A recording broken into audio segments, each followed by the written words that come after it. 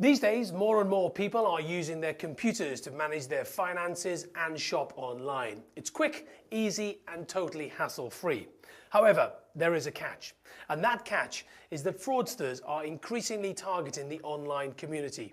Nationwide takes this sort of threat very seriously and offers a comprehensive range of controls to guard customer accounts against compromise. For example, online banking is monitored 24 hours a day and requires secure sign-on using 3 pieces of information to identify a customer.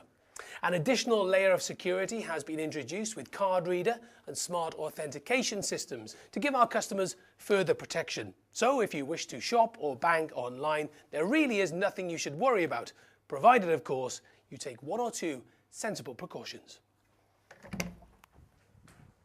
This is Stuart from Nationwide's Fraud Department. Stuart, thank you very much indeed for taking part in the programme. Can you tell me, in what ways are online fraudsters targeting Nationwide customers in a bid to get their account details? Well, I think the more traditional method, and the one that probably our customers are already aware of, would be the phishing method. So that's phishing with PH rather than with an F. And essentially the way that works is a fraudster will send out a huge amount of emails on a fairly indiscriminate basis, hoping that a fair few of them will get through to customers of the financial institution they're purporting to be from.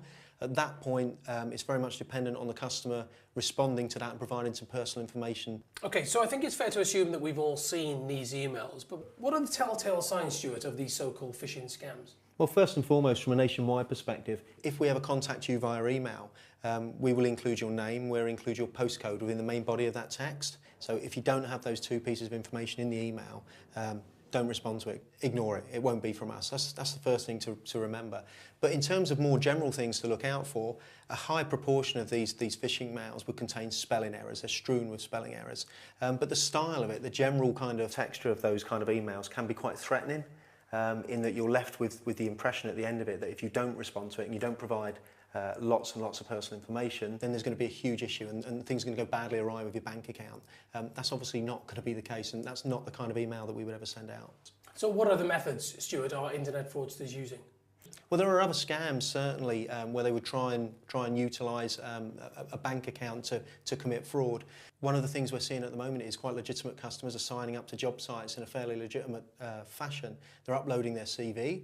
And they're then being targeted by fraudsters in that they're being offered jobs, some sort of a credit control or accounts clerk role, and they tell them that they were going to be forwarding lots of different individual payments into their bank account, so they're going to have to supply their bank account to the new employer. Once they get in, they're then asked to forward that elsewhere via money transmission services like Western Union, things like that.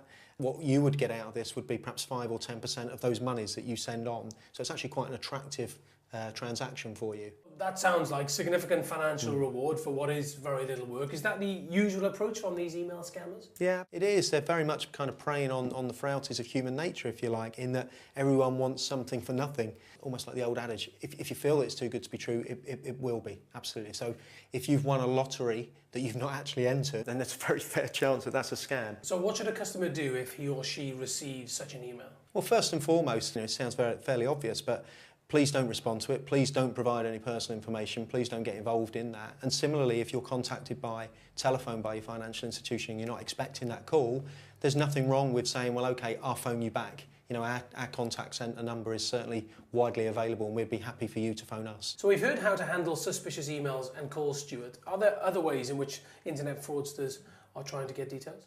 Yeah, well, certainly things are moving on at a pace now, as you would expect, and the type of scams and the attacks against us are becoming more sophisticated.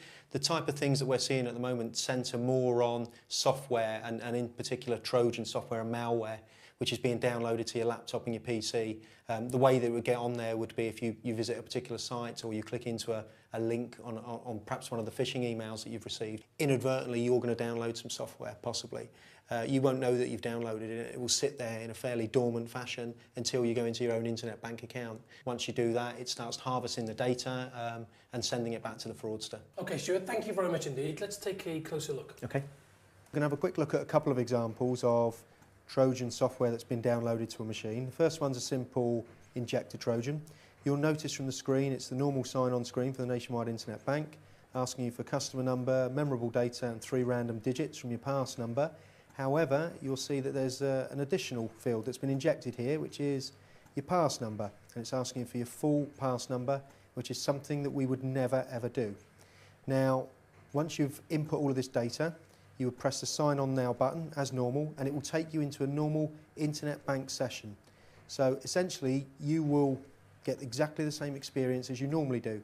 However, in the background, all of your data has now been passed to the fraudster. Once you come out of your session, they will sign in and they will then start to defraud you.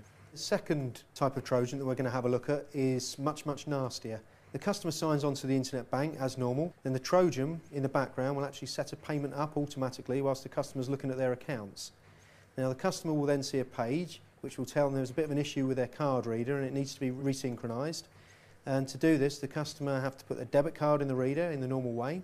They've got to enter their PIN in the normal way and then enter 2 numbers into the reader. Then you have to enter the 8-digit number which is shown on the reader back onto the page on screen. And entering this value will confirm that the transaction that the Trojan has set up can be sent through. Now, it's really important to understand here exactly what you're entering and the effect of entering those numbers. So if we switch back to the proper nationwide internet bank screen, we can see from here the only reason we're ever going to ask you to enter 2 values into your card reader and then enter the number which it generates is to confirm that a payment that you're trying to make can be made. So the first number which you enter into the reader is the account number that you want the money to go to. The second number is the amount of money that you want to send. So in the first example, when you were putting those 2 numbers in, you were actually sending a payment. Now you thought you were just looking around your account details. What you've actually done is sent a payment for the fraudster. Now your card reader will never ever have to be resynchronized. And the reason for that is there's nothing inside it to actually resynchronize. It's a device to allow you to communicate with the chip that's on your card. The chip does all of the hard work. It's clear that the freedom we enjoy using online services comes with a price attached. That price is a degree of vulnerability in the face of internet fraudsters. However, if you follow our advice, you should be totally secure in all your transactions. Remember, if you receive an unsolicited email from an unknown source requesting information, don't take the risk. Just press delete. Also, if you are ever asked for your pass number or told to resync your card reader, don't do it. It's a sure sign that internet fraudsters are at work. Customers need to remember that it is their responsibility under the banking code of practice to ensure that their PC is secure and that they have up-to-date antivirus software, keep their PC fully patched, and run regular scans of their PC. If you're worried or need further information regarding all the matters we've covered in this video, then please check out the security pages at nationwide.co.uk/security. Thanks for watching.